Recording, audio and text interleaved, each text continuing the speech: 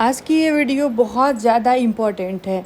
लोग कहते हैं ना कि आपने जीवन में क्या कमाया है, ना कहीं आपकी प्रॉपर्टी दिखती है, ना ही कहीं आपका पैसा दिखता है और ना ही आपका घर ही बहुत अच्छा सा बना हुआ दिखता है।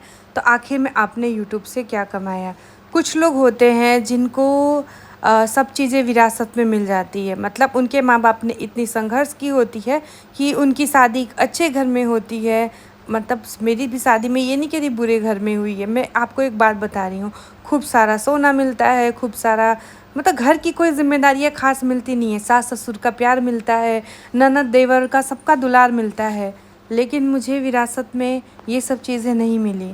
मुझे ज़िम्मेदारियों के साथ में मिला है, जिसमें मेरे पे मेरी बहनों की ज़िम्मेदारियाँ हैं, मेरी बेटी की ज़िम्मेदारियाँ हैं, मेरी खुद की भी ज़िम्मेदारियाँ हैं और मेरे पूरे घर की मेरे ऊपर ज़िम्मेदारियाँ हैं। मैं अगर 100 रुपये भी कमा लूँ तो मुझे लगता है कि मैं अपने घर के लिए क्या चीज़ बनवा दूँ, क्या चीज़ अच्छा कर दूँ।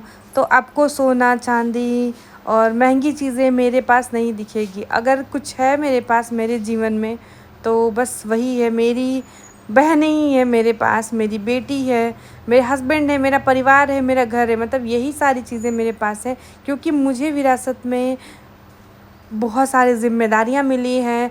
बहुत सारा, मैं अगर एक पैसा भी बचाती हूँ तो वो सोचती हूँ कि नहीं, गोलू प्रियंका की शादी के लिए थोड़ा सा बचाऊँ और रम्या की पढ़ाई के लिए थोड़ा सा बचाऊँ। तो मेरे जीवन में ये सब चीज़ें हैं।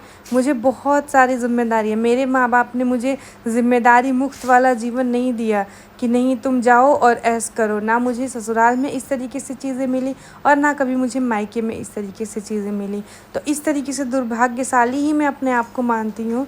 ऐसा लोग होते हैं जिनको मतलब खुश होने के लिए भी सोचना पड़ता है। तो आप लोग बताइएगा कमेंट में कि क्या कुछ लोग ऐसे हैं जिनको विरासत में खूब सारी खुशी और एंजॉय करने का समय नहीं, बल्कि बहुत सारी ज़िम्मेदारियों के साथ में उनको एक ज़िम्मेदारी सौंपी जाती है।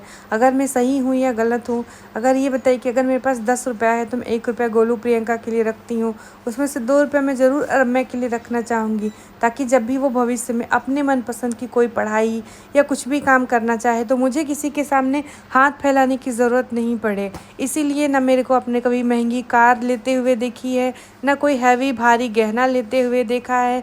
मैंने अपने जीवन में ये सारी चीज़ें नहीं कर पाई हूँ और सच बताऊँ तो मुझे ना इस बात का दुःख नहीं है। मेरे पास बहुत सारे लोगों का प्यार है।